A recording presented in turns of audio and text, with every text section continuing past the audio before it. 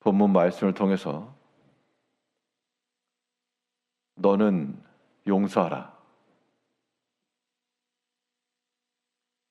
너는 용서하라는 제목으로 하나님의 말씀을 증거하겠습니다.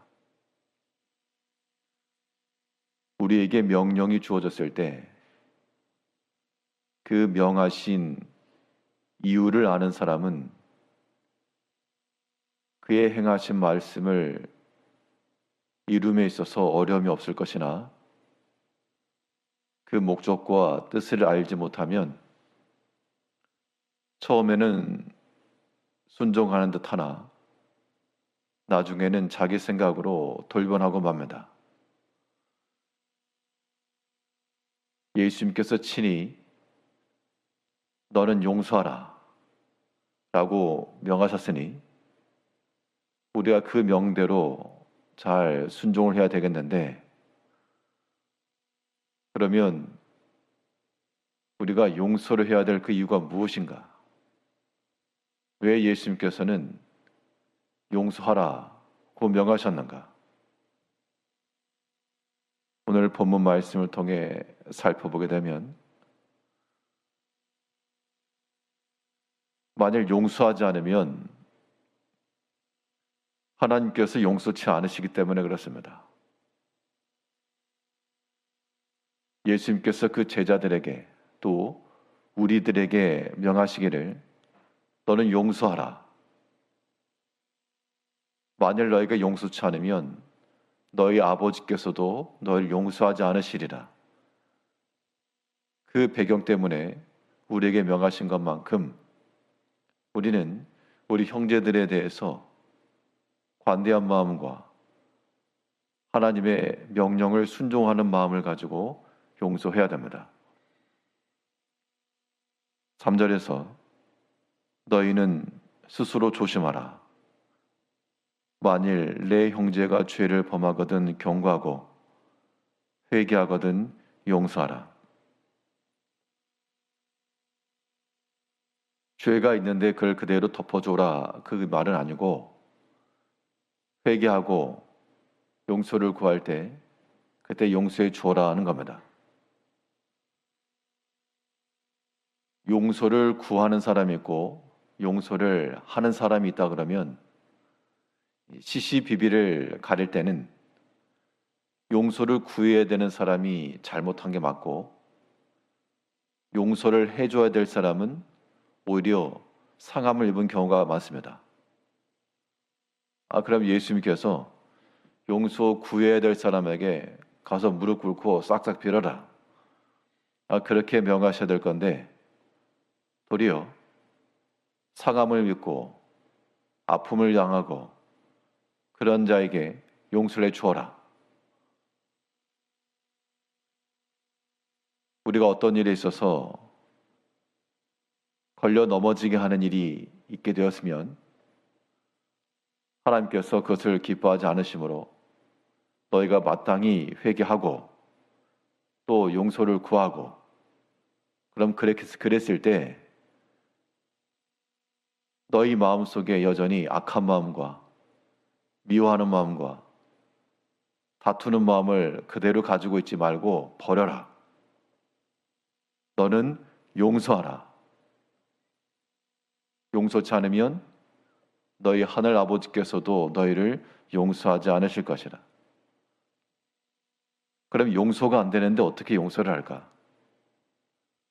어떠한 경우 혹은 어떠한 사건이나 어떠한 사람에 대해서 참 마음에 용납이 안 되고 혹은 그 일을 기억하고 싶지도 않고 어떤 경우에는 얼굴을 마주 대하기조차 싫은 경우가 있을 때 어떻게 용서를 할까?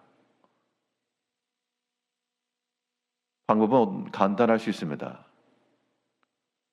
우리 마음 가운데 용서하는 마음이 생기지 않는 것은 내가 잘못하지 않고 다른 사람이 저 형제가 잘못했기 때문에 그 마음이 내게 해결되지 않아서 용서가 되지 않은 겁니다.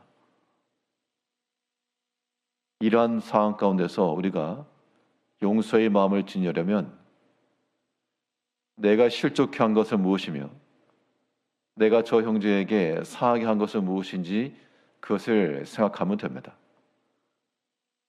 보통은 그런 생각이 안 들어서 그렇지, 그거는 나만 상함이 있고 저 형제만 잘못한 게 아니고 곰곰이 들여다보면 그 반대의 경우도 반드시 있습니다. 그러한 경우 실족해 하지 않을 수는 없으나, 그러나 형제에 대해서 실족해 하는 자는 큰 죄물로 다른 형제가 내게 그렇게 행했다는 것은 나 또한 그러한 모습이 있다라고 하는 것을 생각을 하셔야 됩니다.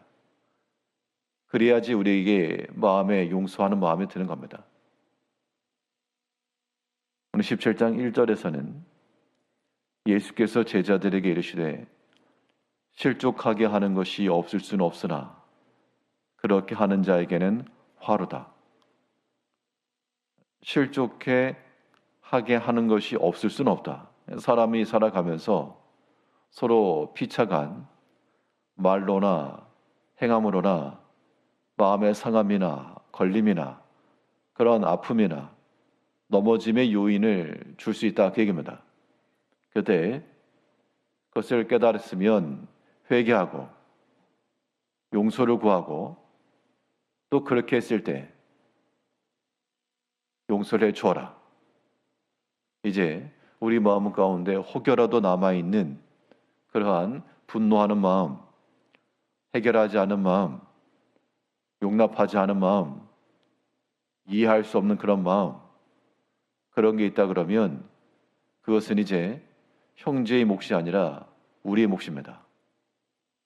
분명 예수님께서 너는 용서하라 구하셨음에도 불구하고 용서치 않으면 그 용서치 않음이 하나 앞에 큰 죄목이 될 것이므로, 우리가 어떤 경우에라도요, 내가 상함 있고 내가 손해보고 내가 서운하고 그런 것만 생각하지 마시고, 내가 또한 다른 자에게 그런 사람이 될 수 있다라고 하는 것을 항상 생각하면서 두려워하는 마음을 가지고 회개하는 것과 용서하는 이 일에 우리가 힘을 써야 되겠습니다. 용서하지 않으면 하나님께서도 나를 용서하지 않으실 것이라고 하는 이 두려운 마음을 가지고 용서하기를 힘써야 되겠고요. 우리가 용서하라는 이 말씀에 순종해 나가려면 용서라고 하는 것은 십자가의 사랑을 이루는 길입니다. 하나님의 마음을 아는 것이요, 하나님을 닮아가는 것이기 때문에 하나님께서 우리에게 명하시기를 너는 용서하라. 죄인 되었던 우리를 하나님께서 먼저 용서하시고 사랑해 주시고 그리스도의 십자가로 하나됨을 이루셨습니다. 이 순서라고 하는 것을 우리가 반드시 생각해야 될 것이, 하나님께서 먼저 사랑하시고 죄인을 용서해 주시고, 이게 하나님의 사랑이요, 하나님의 자녀된 모습인데, 그런데 우리가 이러한 일들이 벌어지게 되면 하나님의 자녀라 말할 수 없고 내가 옳고 내가 바르다라고 하는 그러한 생각 때문에 도리어 십자가의 원수가 될 수가 있고요, 마귀의 자녀 노릇할 때가 있다는 겁니다. 하나님의 자녀들은 다툼이나 분노나 용서치 않음이나 이런 모습을 보이는 것이 아니고, 회개하고 용서할 때, 용서를 구할 때, 혹은 그가 아직 죄연되었을 때라도 용서해 주는 겁니다. 모든 판단은 하나님께 있고 또한 모든 형벌로 하나님께서 더하시는 것이기 때문에 우리가 하나님 자리에 서려 하지 마시고, 우리에게 주시는 명령은 무엇입니까? 너는 용서하라. 우리 3절부터 다시 보시면, 너희는 스스로 조심하라. 만일 내 형제가 죄를 범하거든 경고하고 회개하거든 용서하라. 만일 하루에 7번이라도 내게 죄를 짓고 7번 내게 돌아와 내가 회개하노라 하거든 너는 용서하라 하시더라. 그러면 회개하면 용서하라 그랬지 회개하지 않는데 어떻게 용서합니까? 이것도 교만한 마음이란 얘기죠. 우리는 그 형제가 내게 와서 회개했냐 안 했냐 이것을 판단하는 자가 아니고 하나님 앞에서 우리가 용서하는 것이 우리가 할 몫입니다. 하나님께서 어떠한 자들을 기뻐하실까? 우리 마음속에 죄악된 것, 그 상한 마음을 품고 십자가의 원수로 사는 것을 기뻐하는 것이 아니라 하나됨과 화목함과 그 화평함을 구하는 것, 그 하나 되게 하기 위해서 그리스도께서 십자가에 죽으신 바 되셨고 우리 희생이 되신 겁니다. 이제 우리가 예수를 따라가는 자들로서 그의 십자가를 본받고 우리 희생을 통하여 하나됨의 은총을 나타내기 위해서 참으로 십자가의 자녀와 같이 살아가기 위해서라도 반드시 용서하라. 이것은 명령으로 주어진 것이므로 우리의 생활이나 내 마음의 상태나 이런 것과 관계없이 주께서 명하신 것이므로 우리가 이루어야 됩니다. 이제 우리 여러 가지 삶 속에서요. 용서치 않으면 하나님이 나를 용서치 않으실 것이므로 우리가 용서를 해야 되겠고 또 용서라고 하는 것은 하나님의 사랑을 아는 길이요. 또한 실천하는 길이며 이러한 모든 용서의 삶을 통하여 하나됨과 화목함을 추구해 나가는 하나님의 거룩한 자녀들이 되어야 되겠습니다. 우리 모든 삶 속에서 막힘과 얽힘으로서가 아니라 화평과 용서의 삶을 살아가시는 성도님들이 되시기를 바라겠습니다. 기도하겠습니다.